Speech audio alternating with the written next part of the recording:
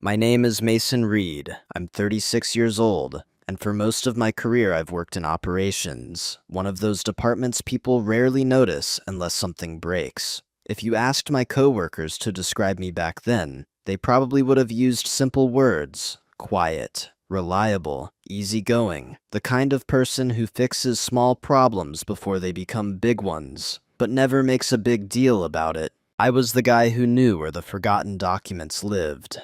The one who could untangle a process nobody else understood anymore. The one who stayed late when a system stopped syncing or when a vendor didn't deliver what they promised. But from the outside, it didn't look like much. Operations work rarely does.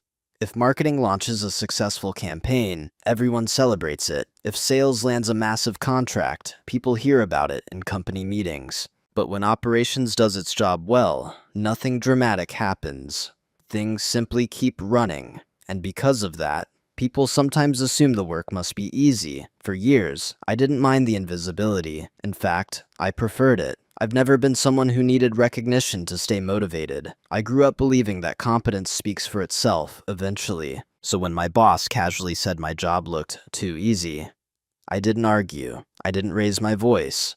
I didn't even defend myself. Because the truth is, moments like that rarely arrive as loud confrontations. They appear quietly, almost accidentally, tucked into passing conversations that most people would forget by the next morning. But I remembered it. Not because it hurt my ego, because it revealed something. It told me how people around me understood, or misunderstood, the role I played in the company. And once you see that clearly, you start noticing other things too.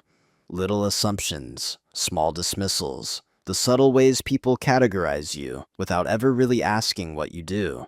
For a long time, I simply continued doing my job the way I always had. Until one day, I decided to try something different. Nothing dramatic, no speeches, no complaints, no attempts to prove anyone wrong. I just stopped doing something I'd always done for 1 week. What happened during those 5 quiet days changed the way my entire department understood what easy work actually means. This story isn't about revenge. It's about perspective. It's about the strange things people only notice after they disappear. And most of all, it's about what happens when someone who's always kept things running simply steps back and lets the system reveal itself. Before we go any further though, I'm curious about something. Have you ever had a moment where someone completely misunderstood the value of what you do? If you had walked into our office 3 years ago and asked people what I did there, most of them would have hesitated for a moment before answering. Not because they didn't know me, everyone knew Mason, but the description usually sounded something like this. Oh, Mason handles operations stuff. He's the guy who helps when systems get weird. Honestly, I'm not totally sure, but he fixes things. None of it was wrong, but none of it was exactly right either. The company itself wasn't huge. About 80 employees spread across sales, logistics, procurement, customer service, and a small operations team. On paper, my title was Operations Coordinator, which sounded important enough during hiring, but vague enough that people rarely asked follow-up questions. Most days, my work didn't look dramatic. I'd arrive around 7:45 in the morning, about 45 minutes before most people showed up. The office was quiet at that hour, just the low hum of servers and the occasional beep from warehouse systems syncing overnight shipments. That quiet window was where most of the real work happened. I'd review shipment exceptions from the night before, check vendor confirmations, adjust a few routing automations if something changed. Sometimes I'd rewrite a small script that helped reconcile inventory reports.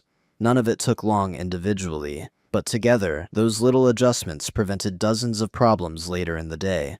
By the time everyone else arrived with their coffee cups and conversations, most of those issues had already been quietly resolved. So the office felt smooth, orders processed normally, shipments moved, customer service rarely faced delays. From their perspective, everything just worked, which meant my desk often looked calm compared to others. Sales teams had whiteboards full of numbers. Marketing teams had campaign launches and deadlines. I had a notebook, 2 monitors, and a lot of quiet thinking.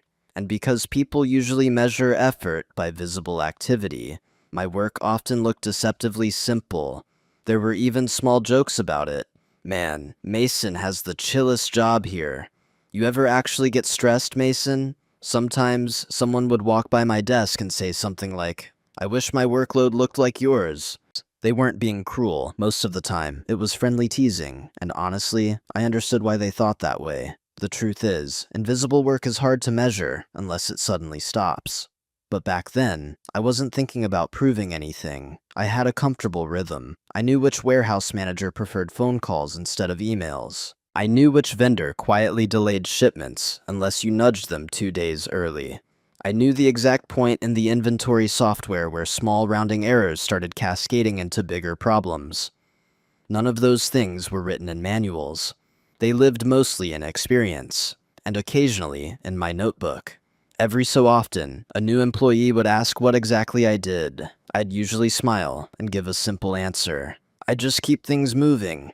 It sounded modest, maybe even vague, but it was accurate, and for a long time, that was enough for me, because I believed something pretty simple. If the system runs smoothly, the work behind it must be working. Recognition wasn't the goal, stability was, at least. That's what I believed back then. Before, one small comment changed the way I started looking at everything. A sentence so casual that almost everyone else in the room forgot it within minutes. But for some reason, I didn't. And that's where the real story begins. The comment didn't happen during a big meeting. There were no raised voices, no tension in the room, nothing that would have made it memorable for anyone else. It was a Tuesday morning operations check-in. A small weekly meeting our department held with department leads, sales, logistics, and customer service. Just 8 of us around a conference table with laptops open and coffee cups slowly cooling beside them. These meetings were usually straightforward. Sales talked about incoming orders. Logistics flagged shipment delays. Customer service mentioned recurring complaints. My role was mostly to listen and step in when something needed coordination between departments. That morning, everything seemed routine until we got to a minor delay issue with a supplier. The logistics lead mentioned that shipments from one vendor had arrived 2 days late, which had created a backlog for the warehouse team. Nothing catastrophic, just inconvenient. I already knew the situation. I'd spoken to the vendor the day before and adjusted a routing script so their next shipment would bypass the usual processing queue. The issue was already fixed. So when it was my turn to speak, I explained it calmly. The delay came from their new scheduling system, I said.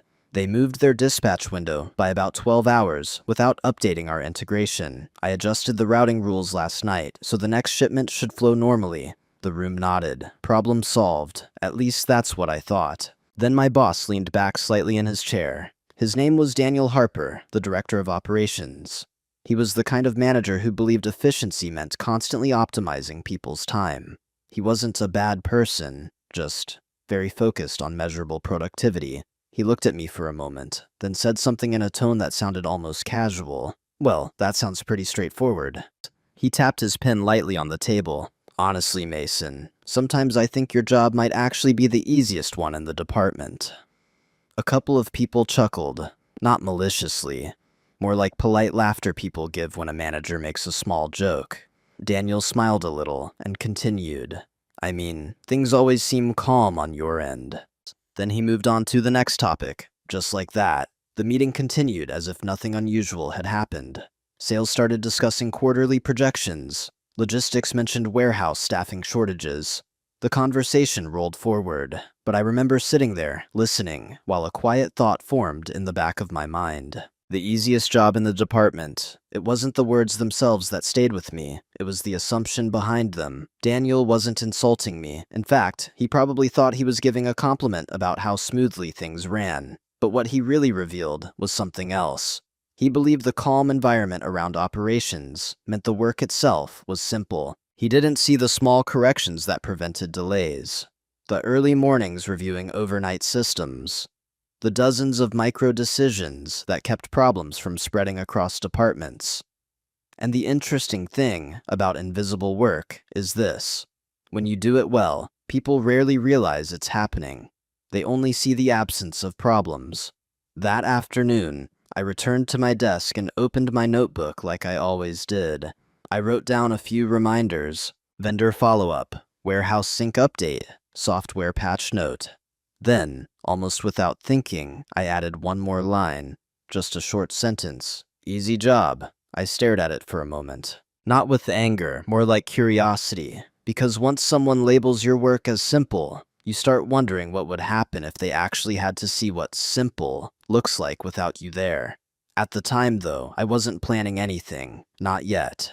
I simply closed the notebook and continued working.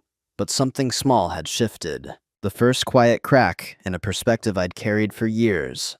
And cracks, no matter how small, have a strange way of widening over time. After that meeting, life at the office didn't suddenly change. There was no tension between Daniel and me, no awkward hallway encounters or uncomfortable conversations. In fact, if you had asked him a week later about that comment, I'm almost certain he wouldn't even remember saying it, but I remembered. Not because I was offended, more because it gave me a new lens to observe things I had probably been overlooking for years. Once a thought enters your mind, it's hard to unsee the patterns around it. For example, I began noticing how often small operational questions were brushed aside during meetings. Someone would say, "Mason can handle that," without really discussing the issue, or someone would wave away a process concern with a quick, "It's probably not a big deal."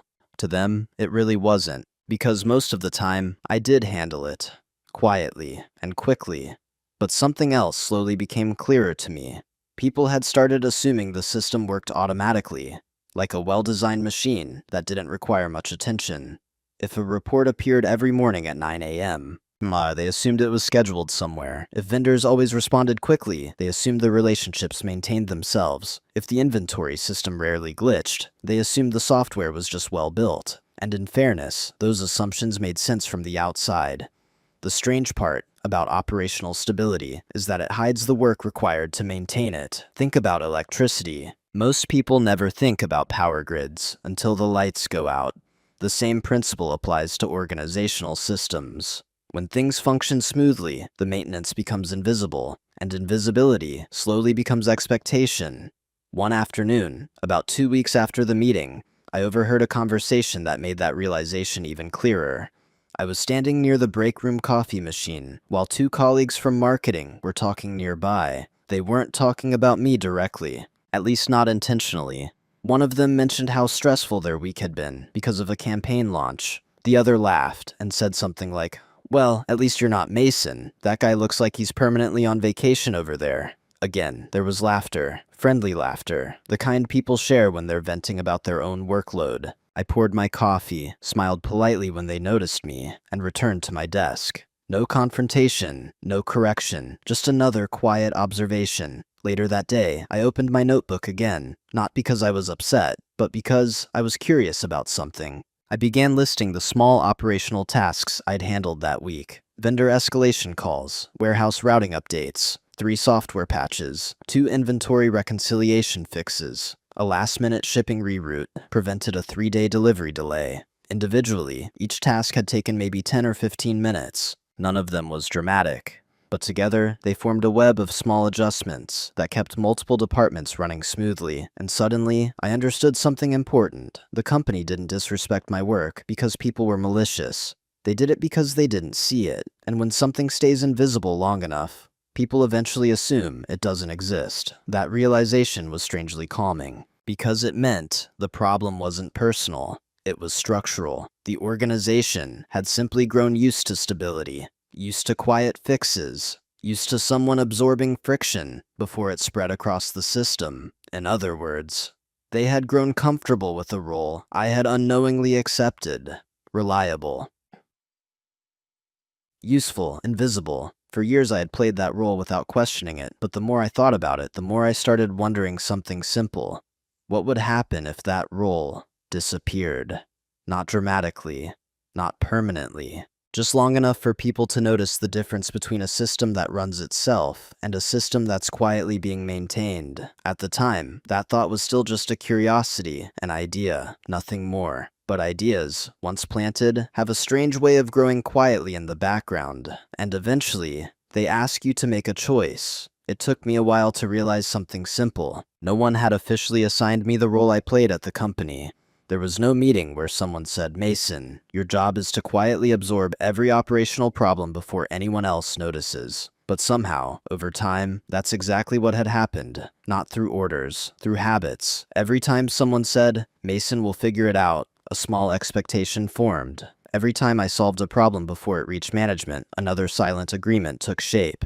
Eventually, the organization adapted around that pattern, like water finding the easiest path downhill. Problems flowed toward me, and because I solved them quickly, the system kept flowing that way. At first, I didn't mind. In fact, there was something satisfying about it. I liked understanding how things actually worked behind the scenes. I enjoyed the quiet puzzle of tracing small operational issues back to their source.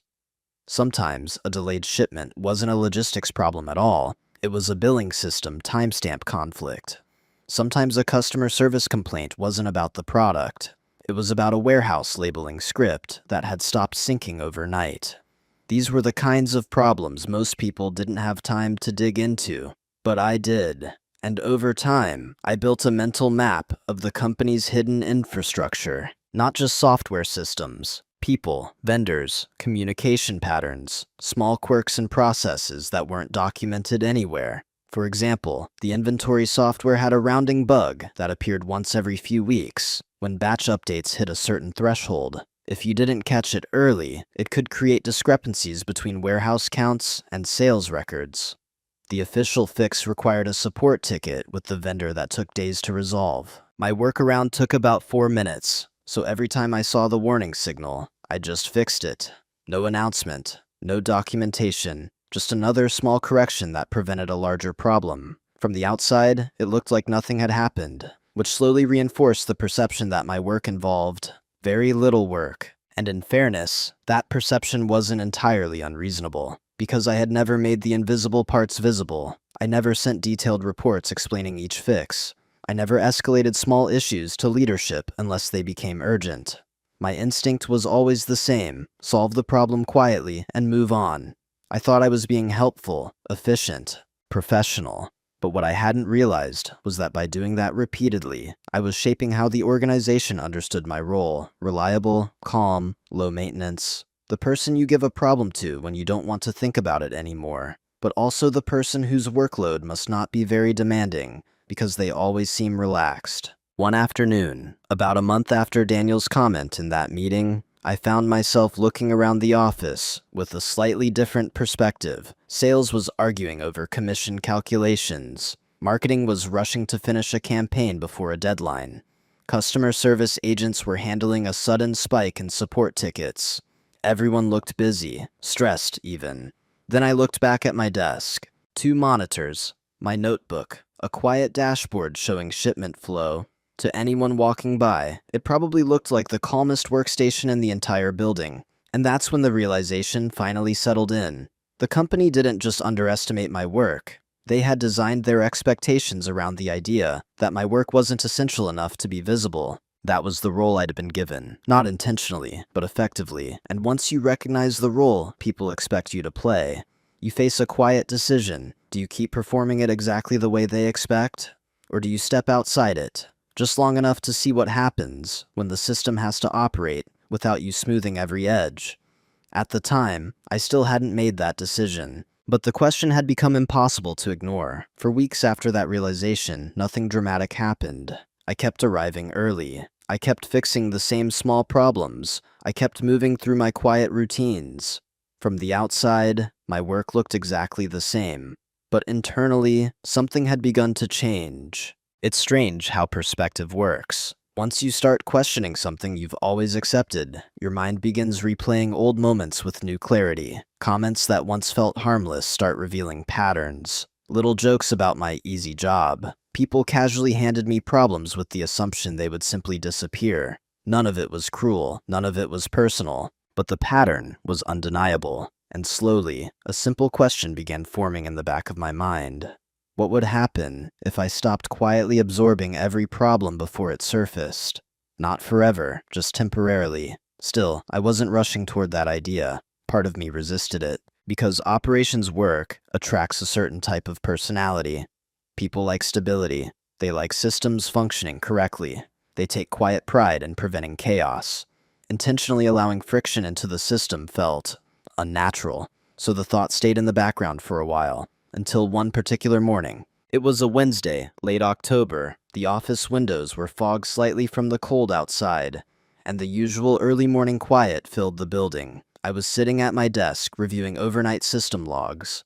The shipment routing dashboard showed a small alert, something I'd seen dozens of times before. A vendor integration had misaligned timestamps again. It was the kind of glitch that caused shipments to route through an unnecessary verification step.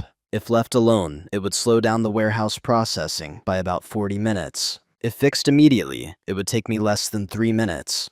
Normally, I would have already corrected it. Instead, I paused. My hand hovered over the keyboard for a moment, and I remembered Daniel's voice from that meeting. Honestly, Mason, sometimes I think your job might actually be the easiest one in the department. Again, the words didn't anger me. They simply lingered. I stared at the alert on the screen. 3 minutes. That's all it would take to prevent the delay. But something about the moment felt different, not rebellious, just curious. For the first time, I asked myself a question I had never seriously considered before. What if I didn't fix this right away? Not as an act of protest, not as revenge, just as an experiment. If the system truly ran itself the way people seem to believe, then nothing significant would happen. Someone else might notice the alert. The warehouse team might flag the delay. The vendor might correct the issue on their end.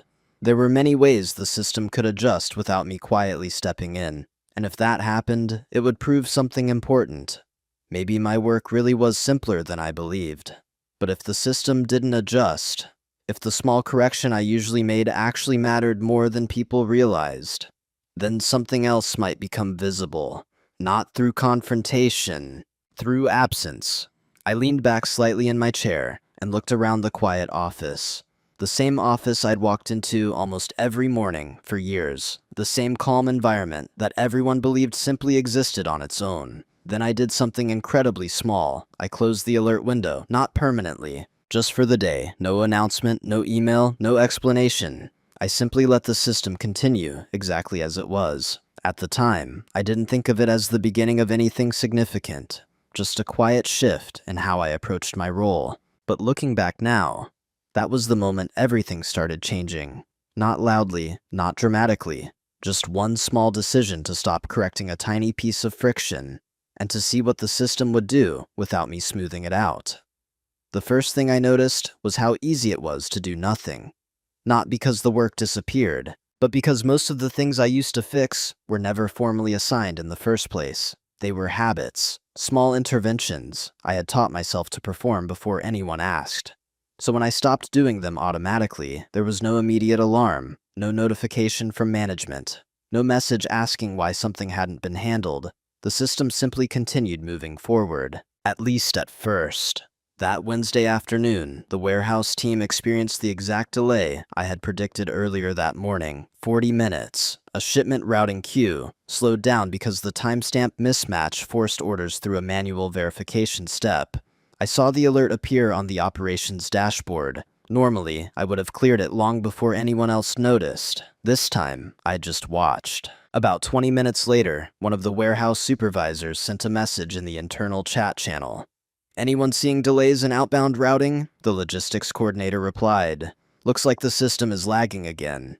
There was a short exchange of guesses about possible causes: server load, warehouse scanners, network traffic. Eventually, someone said they would submit a support ticket to the software vendor. I closed the chat window and continued working on other tasks. Again, I wasn't enjoying the delay. There's a strange discomfort in watching a problem unfold that you could solve almost instantly. It's like seeing a loose screw on a machine you built yourself. Your instinct is to tighten it. But I reminded myself of something important. If the system truly belonged to the organization, not just to me, then the organization needed to see how it behaved without quiet intervention. And that required patience. By the next morning, the vendor had responded to the support ticket. They applied a temporary patch. The routing issue disappeared. The total delay across shipments had cost the warehouse team about 2 hours of cumulative processing time. Not catastrophic, but noticeable. Later that day, during a hallway conversation, I overheard someone mention the slowdown. "Yeah, the system glitched yesterday," one employee said. "Happens sometimes." And that was the interesting part. The problem had occurred, but nobody connected it to anything deeper. They simply categorized it as a random technical hiccup, which made sense. From their perspective, that's exactly what it looked like. Meanwhile, I had quietly stopped fixing 3 other small issues that week. A vendor notification that usually requires manual confirmation, an inventory sync adjustment, a minor automation script that balanced shipment priorities. None of them triggered immediate chaos. They simply introduced small inefficiencies, tiny delays, extra manual steps, the kind of friction that slowly accumulates without drawing clear attention. And that's when I realized something subtle but important. Silence, when used carefully, can become a strategy, not aggressive, not confrontational, just intentional absence. People often mistake silence for weakness. They assume that someone who doesn't defend themselves or explain their value must not have much leverage. But sometimes silence simply means someone is observing, waiting, allowing the system to reveal truths that arguments never could. By the end of that week, nothing dramatic had happened yet. The office still looked normal, meetings continued, projects moved forward, but if you looked closely, small ripples had begun forming beneath the surface. A few extra delays here, a little more confusion there, nothing anyone would panic about, not yet. But the interesting thing about systems is that they depend on invisible stabilizers. Remove enough of them quietly, and eventually the balance begins to shift. I wasn't rushing that process. I wasn't forcing anything. I was simply letting the system operate exactly the way people believed it already did, without someone quietly keeping it perfectly aligned. And for the first time in years, I wasn't trying to prevent every problem before it appeared. I was just watching what happened when the system had to carry its own weight. Once I made the quiet decision to stop correcting every small issue automatically, something interesting happened. I started paying closer attention to the things I used to do without thinking. For years, those actions had felt like background noise in my day, tiny adjustments that barely registered as work. But now that I was stepping back from them, I could see them more clearly, and what I saw surprised even me. There were far more invisible stabilizers in the system than I had realized. Take vendor communication, for example. On paper, our suppliers interacted with us through automated scheduling systems. Orders went out. Confirmations came back. Shipments arrived according to a timeline that looked neatly organized inside the logistics dashboard. But the reality was a little messier. One vendor, in particular, had a habit of quietly shifting their dispatch window by half a day whenever their internal workload got heavy. Their software didn't always update the timestamp correctly, which meant our system would occasionally misroute their shipments. For years, I'd solved that problem with a short email every Monday morning. Nothing dramatic, just a friendly message reminding their dispatch manager to confirm the correct time block for the week. That message took maybe 30 seconds to write, but it prevented a recurring delay that otherwise rippled through our warehouse scheduling. The week I stopped sending that email, the vendor shifted their dispatch window again. And just like that, 2 inbound shipments arrived 12 hours later than expected. The warehouse team adjusted, but they had to reshuffle loading schedules to do it. No one blamed anyone. They simply described it as one of those vendor things. There were dozens of examples like that, small, quiet interactions that existed outside the official systems. Another one involved our inventory reconciliation reports. Every night, the warehouse scanners synced their data with the central inventory database. The software handled most of the process automatically, but once every few days, a small rounding discrepancy appeared between the warehouse count and the sales ledger. Technically, the vendor who built the software was supposed to resolve those issues, but submitting a support ticket could take days. So years earlier, I had written a tiny internal script that recalculated the mismatch and corrected it before the morning reports were generated. It ran in less than 15 seconds. And because it worked so well, no one had ever noticed the problem it prevented. When I stopped running that script, the discrepancy appeared again. Customer service flagged it first. Why are 2 inventory numbers different in the morning report? A short discussion followed in the operations chat channel. Someone suggested restarting the reporting system. Another person wondered if the warehouse had miscounted. Eventually, someone submitted a support ticket to the vendor, which meant the mismatch stayed visible for almost 2 days before it was resolved. Again, nothing catastrophic, just friction. Tiny inefficiencies that made people pause and investigate things that used to work automatically. By the end of that week, I had begun documenting something carefully in my notebook. No problems, patterns, Every time I noticed a small operational gap that I would normally fill, I wrote it down. Vendor confirmations, routing adjustments, inventory corrections, process reminders, manual overrides that weren't technically part of my job description, but had quietly become part of my daily routine. The list grew faster than I expected, and the more I wrote, the more a quiet realization formed. The system hadn't been running smoothly because it was perfectly designed. It had been running smoothly because someone was constantly maintaining the invisible seams. That someone had been me, not as a heroic effort, just as a habit built over years of noticing things. But habits can be powerful, especially when people forget they exist. Meanwhile, the rest of the company continued operating normally. Meetings happened. Projects advanced. Sales numbers were discussed in conference rooms. And while a few employees mentioned that certain systems had been a little glitchy lately, no one connected those issues to anything specific. From their perspective, random inefficiencies simply happen sometimes. That assumption worked in my favor, because the truth was slowly revealing itself without any explanation from me. I wasn't proving a point with arguments. I was letting the absence of quiet maintenance tell its own story. And that's when something unexpected happened.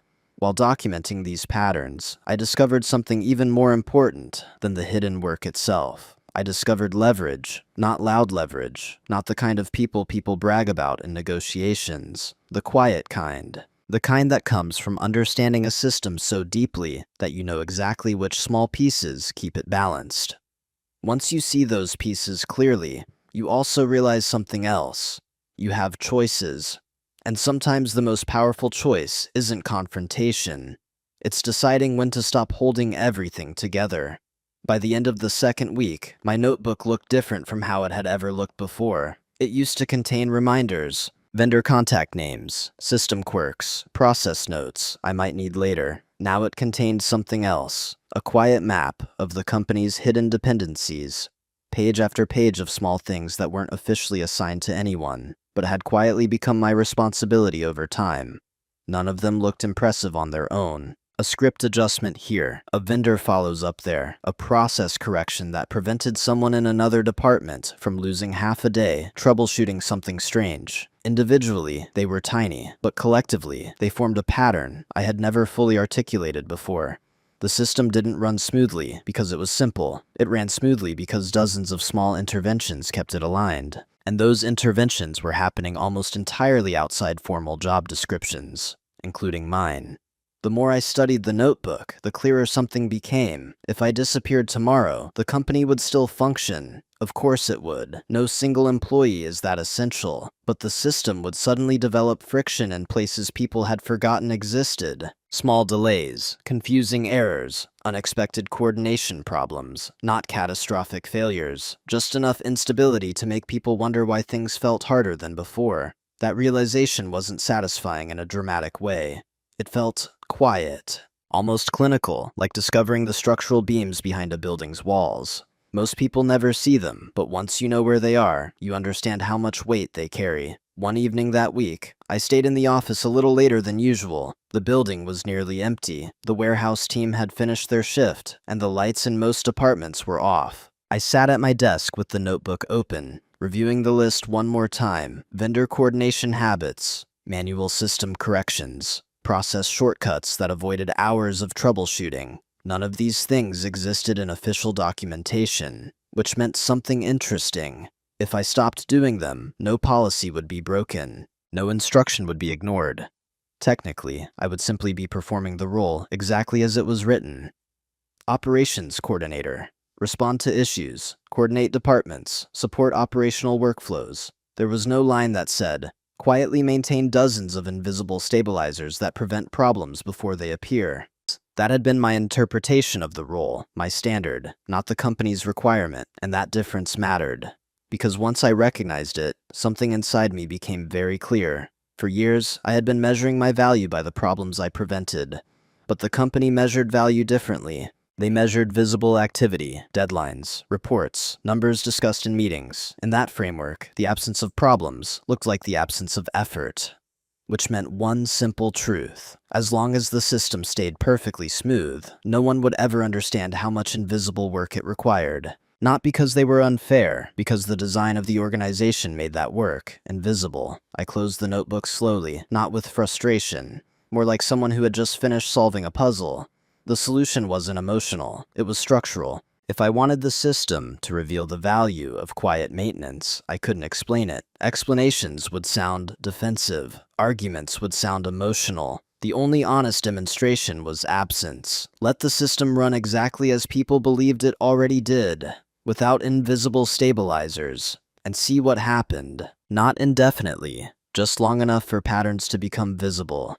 As I packed my bag to leave that evening, I felt something unexpected. Not anger, not even satisfaction, just clarity. I finally understood the quiet leverage I had built without realizing it. Years of observation, years of small improvements, years of knowing exactly where the hidden pressure points lived. But leverage doesn't automatically demand action. It simply gives you the ability to choose. And that meant I had reached the moment every quiet observer eventually faces. The decision point. Not whether I had leverage, but whether I was willing to use it. For several days after that evening in the office, I didn't make any dramatic changes. I kept going to work. I kept attending meetings. I kept responding when someone asked me a direct question or assigned a task. From the outside, everything about my behavior still looked normal. But internally, I was considering something carefully. Because once you realize you have leverage inside a system, the next step isn't obvious. There are always multiple options. One option was the simplest. I could schedule a meeting with Daniel and explain everything I had discovered. Show him the notebook. Walk him through the dozens of invisible stabilizers that kept operations running smoothly. Maybe he would understand. Maybe he would even appreciate the clarity. But the more I thought about that scenario, the more I realized something. Explanations often sound like complaints when they come from the person explaining their own value. Even if the information is accurate, another option was more direct. I could start documenting every small fix publicly. Every vendor adjustment, every system correction, every quiet intervention, send daily updates, show exactly how much invisible work existed behind the scenes.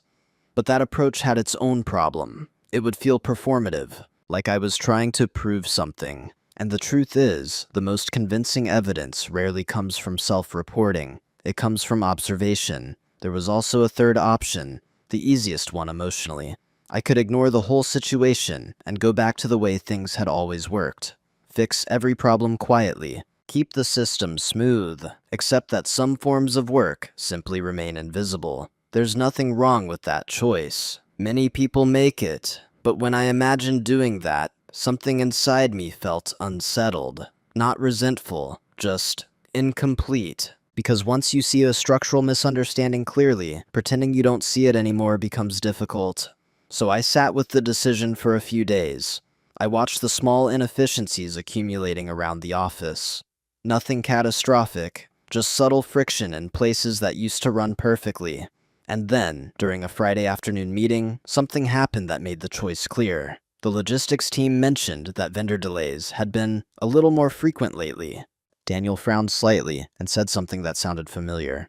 "Strange," he said. "The system should handle most of that automatically." I didn't say anything. I simply listened. Then he added, almost casually, "Maybe we need better automation." A few people nodded. The conversation moved on. But that sentence stayed with me, because it confirmed the exact misunderstanding I had been observing. They didn't believe a person had been quietly stabilizing those processes. They believed the system itself had always been responsible, which meant something important. If I tried to explain the truth, it would sound like I was contradicting their understanding of how the organization worked. And people rarely change their mental models because someone tells them to. They change when experience contradicts the model. In that moment, the decision finally became simple, not emotional, not dramatic, just logical. For 1 week, I would stop performing the invisible stabilizers I had built over the years. Not the responsibilities written in my job description, only the extra interventions that had quietly grown around it. No sabotage, no neglect of assigned work, just silence where quiet maintenance used to exist. 5 working days, long enough for patterns to appear. Short enough that nothing would collapse beyond repair. I didn't announce the plan. I didn't write it down anywhere official. I simply closed my notebook that evening and placed it in my bag. Monday morning would begin a small experiment, not to punish anyone, not to prove a point aggressively, just to let the system show everyone something it had been hiding for years, what easy work looks like. When the person doing it stops doing it, Monday morning arrived the same way it always did. The office lights turned on gradually as people filtered in. Coffee machines hummed in the break room. The quiet, pre-work chatter floated through the hallway. From the outside, nothing about that morning suggested anything unusual. But for me, the week had a very specific structure. 5 days. 5 days of doing exactly what my job description required, and nothing more. No invisible stabilizers, no quiet corrections, no preemptive fixes, just observation. When I sat down at my desk at 7:45 a.m., the first alerts were already waiting in the operations dashboard. They were the usual kinds of things. A vendor confirmation that normally requires a quick follow-up email. A routing rule needed a small adjustment because of a warehouse scheduling change.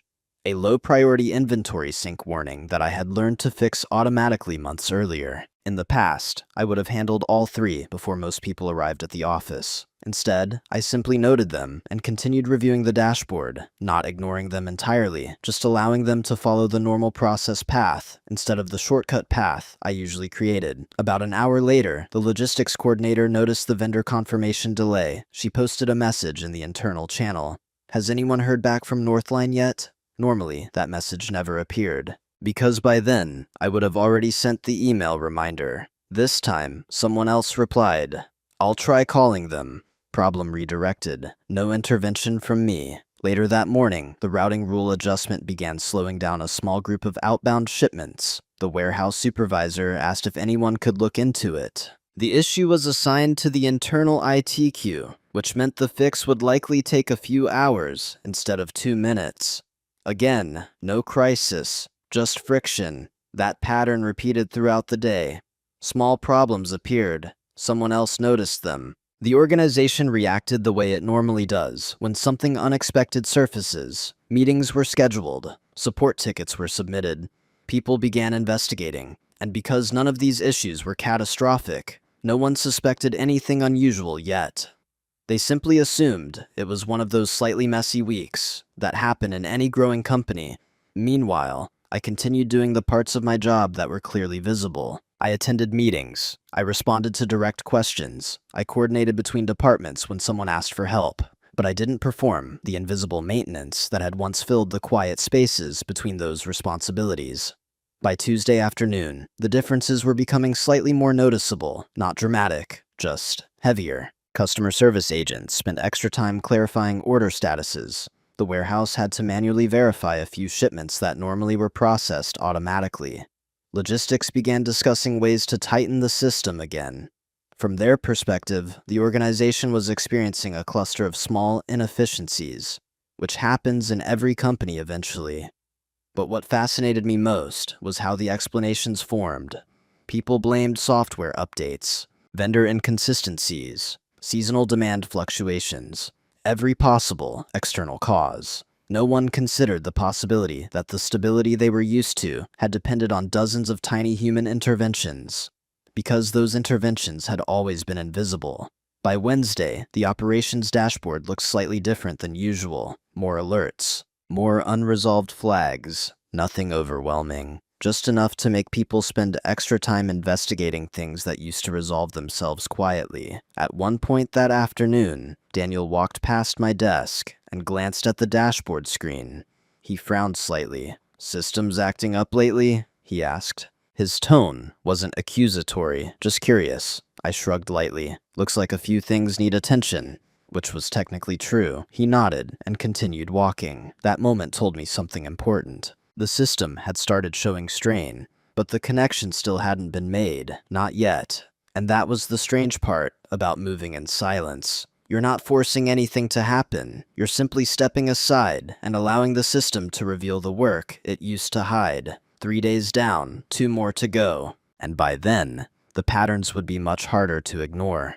By Thursday morning, the office atmosphere had shifted in a way that was subtle, but unmistakable. No one was panicking, but people were definitely spending more time asking questions. The operations dashboard had a few more warning flags than usual.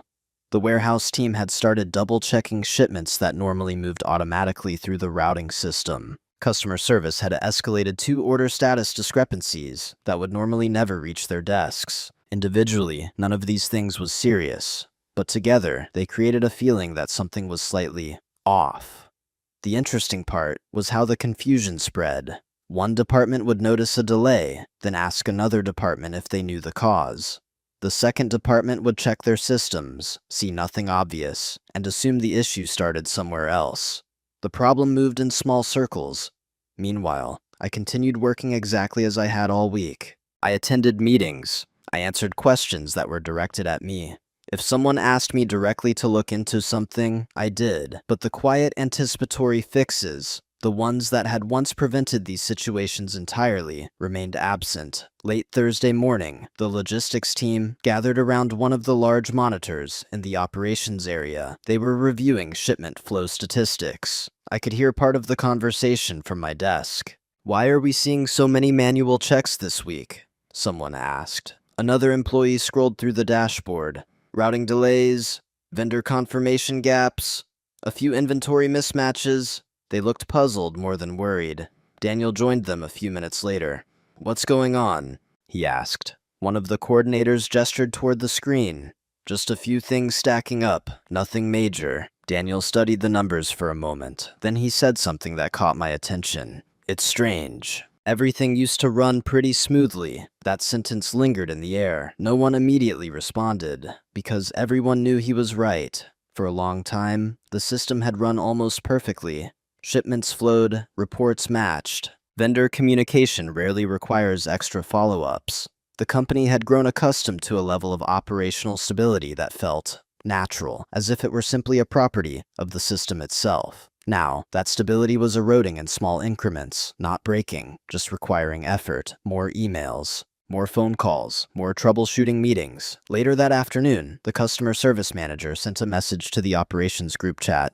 "Does anyone know why inventory reports have been inconsistent this week?" Normally, I would have already corrected the discrepancy before that message appeared. Instead, someone from IT replied, "We're checking the database logs."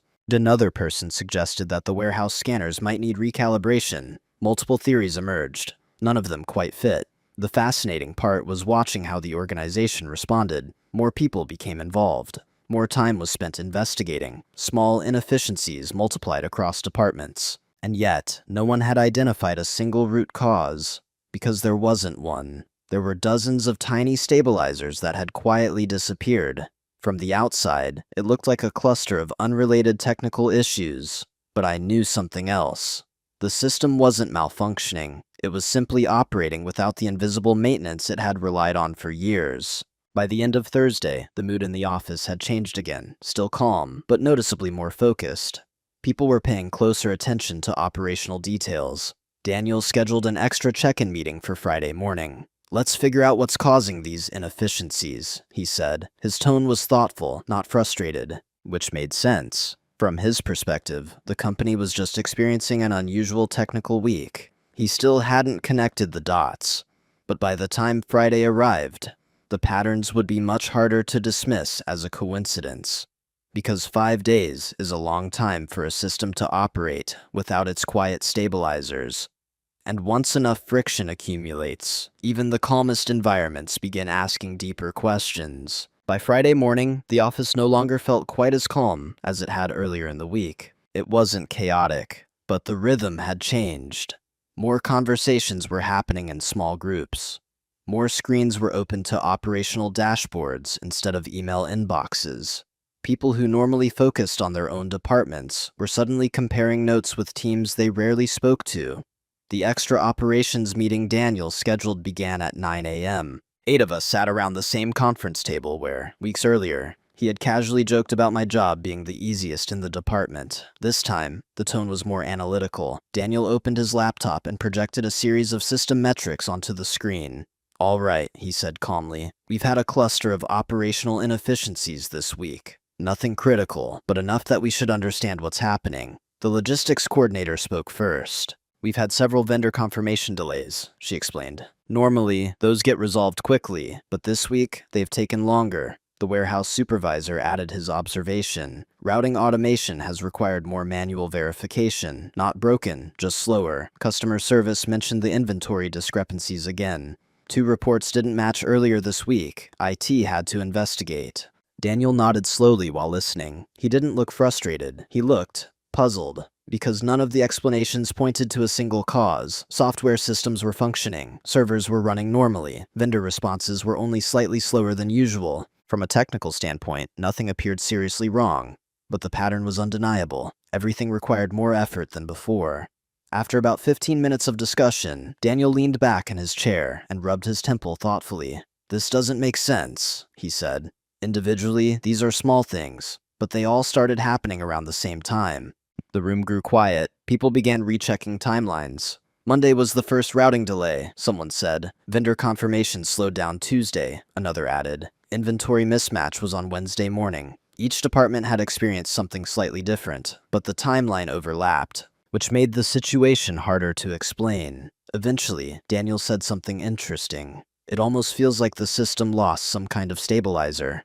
The words hung in the air for a moment, not directed at anyone, just an observation. Ironically, it was the closest anyone had come to describing the real situation, because that was exactly what had happened. A stabilizer had disappeared. Not the kind built into software, the human kind. But by that point in the meeting, no one had the framework to interpret the situation that way. Instead, the conversation turned toward possible fixes, more monitoring, additional automation checks, new vendor communication guidelines, all reasonable ideas, but none of them addressed the quiet reality unfolding underneath.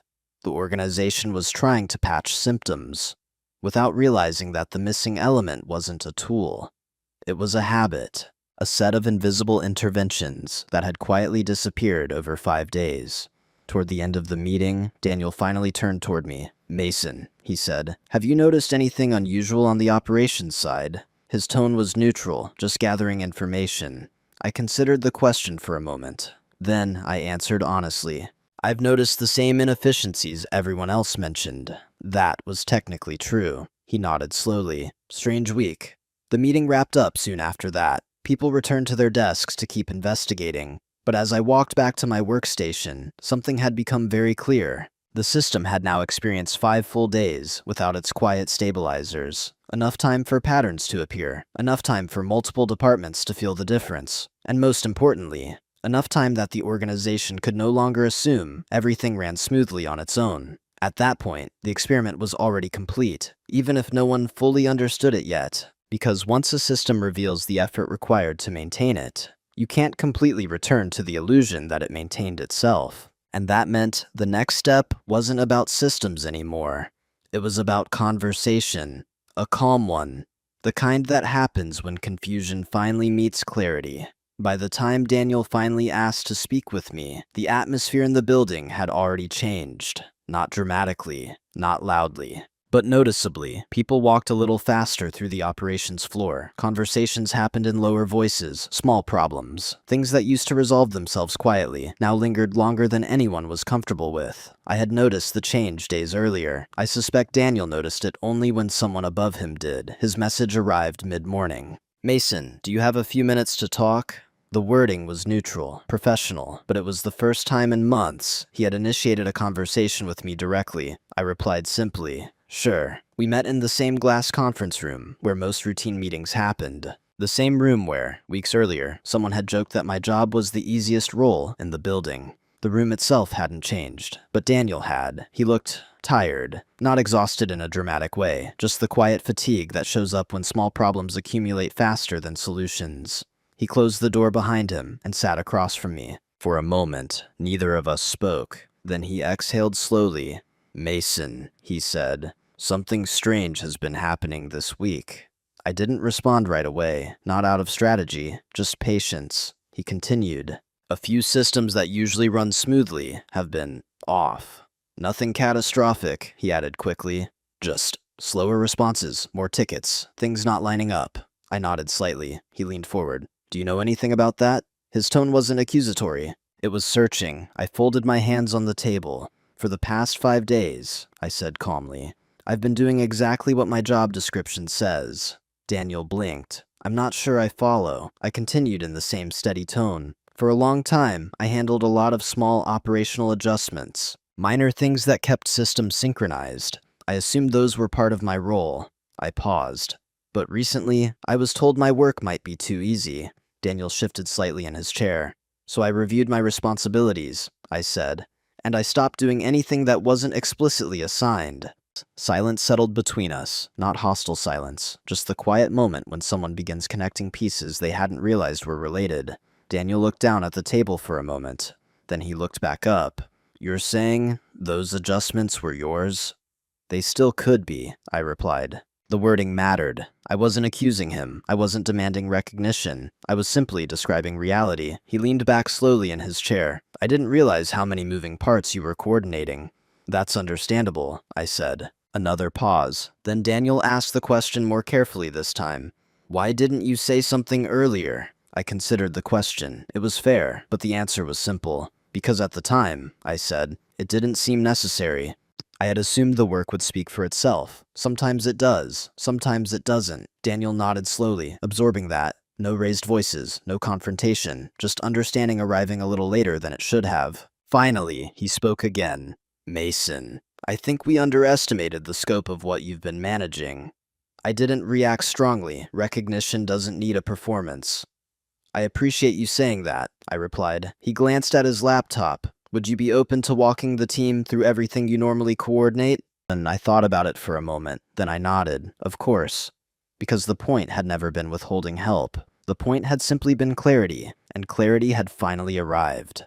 Something subtle changed after that conversation. Not overnight. Organizations rarely transform that quickly. Systems adjust slowly, like large ships turning in open water. But the direction had shifted. The following Monday, Daniel scheduled a small internal session with the operations team.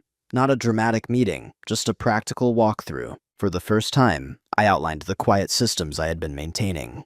Vendor confirmation monitoring, inventory synchronization checks, routing adjustments when traffic models changed, communication nudges between departments when delays began forming. None of these tasks sounded impressive when listed individually. They weren't heroic actions. They were small interventions.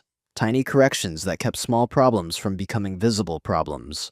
But when you placed them together, something became clear. Those tiny corrections were the reason the larger machine had always appeared so smooth. The room was quiet while I explained everything. Not shocked, just attentive in a way I hadn't seen before. People asked thoughtful questions. The warehouse supervisor asked how routing adjustments were triggered. The customer service manager wanted to know how inventory mismatches were detected so early. For the first time, the work wasn't invisible. It was simply understood. And interestingly, that understanding changed something else, too. My role didn't suddenly become louder or more dramatic. If anything, it became more intentional. Some of the adjustments I used to make quietly were now documented processes. A few responsibilities were redistributed across teams, so the system didn't rely on a single person's awareness. That was a good thing. True operational strength should never depend on secrecy. But a few responsibilities stayed with me, not because they were easy, because they required the kind of attention most people only develop after years of watching how small decisions ripple across larger systems. Daniel and I also worked differently after that week. He didn't become overly apologetic. I didn't become defensive. The relationship simply became clearer. Respect, when it's genuine, doesn't usually arrive with speeches. It arrives with small changes in behavior. More direct conversations, more curiosity before assumptions, more listening. Weeks later, during another operations review, someone joked that the department ran too smoothly. The room laughed lightly. Daniel glanced at me for a moment, not in a dramatic way, just with the quiet awareness that systems rarely run themselves. I smiled slightly and returned to my notes, because the truth is, the week I stepped back changed something in me, too. Before that, I had been comfortable letting my work stay invisible. Part of that came from habit. Part of it came from a quiet belief that recognition wasn't necessary. But invisibility, when it lasts long enough, can slowly reshape how people understand value. And sometimes the most honest thing you can do is allow people to see the structure you've been holding up all along, not for praise, just for clarity.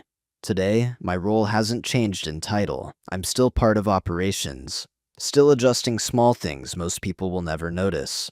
But there's a difference now. The system doesn't assume stability anymore. It understands where it comes from. And strangely enough, that makes the work feel lighter than it ever did before. Looking back now, the strange thing is that nothing dramatic ever really happened. There was no shouting in the office, no public argument, no moment where someone stormed out of a meeting. From the outside, it probably looked like an ordinary week at a normal company. But for me, that week quietly changed the way I understood work and value. For a long time, I believed something simple. If you work hard enough and consistently solve problems, people will naturally understand what you contribute. Sometimes that's true, but not always. Because in many systems, companies, teams, even families, the work that keeps everything running smoothly is the work people notice the least. If something breaks, everyone sees it. But if someone prevents things from breaking in the first place, that effort often disappears into the background. And over time, invisible work can start to look like no work at all. I don't blame Daniel for that misunderstanding anymore. He wasn't trying to diminish what I did. He was simply looking at a system that appeared stable and assuming stability was automatic. A lot of leaders make that mistake. The real lesson for me wasn't about proving someone wrong. It was about clarity. When I stopped doing the quiet adjustments for 1 week, I didn't do it to punish anyone. I did it because I needed to understand something myself. Was the work I was doing actually necessary, or had I simply convinced myself it was? 5 days gave me the answer. The system didn't collapse, but it revealed something important. Stability had never been automatic. It had always been maintained. And once people saw that clearly, everything else became easier. Not because I demanded recognition, but because understanding replaced assumption. Today, I still do much of the same work. Small corrections, quiet coordination, invisible stability. But now the people around me understand that smooth systems don't happen by accident. They happen because someone is paying attention when nobody else thinks they need to. And honestly, that's enough. Not every story about respect needs a dramatic ending. Sometimes the most powerful outcome is simply this. People finally see the structure that was always there. And once they see it, they never look at the system the same way again. So I'm curious about something. In your own workplace, or even in your life, have you ever seen someone whose work was completely invisible until the day they stopped doing it? Or maybe you've been that person yourself. What do you think is the hardest kind of work to get recognized for? I'd really like to hear your thoughts. Video hữu ích, hãy ấn like và đăng ký kênh để ủng hộ mình nhé. Chúng ta sẽ gặp nhau ở những video tiếp theo. Bye bye.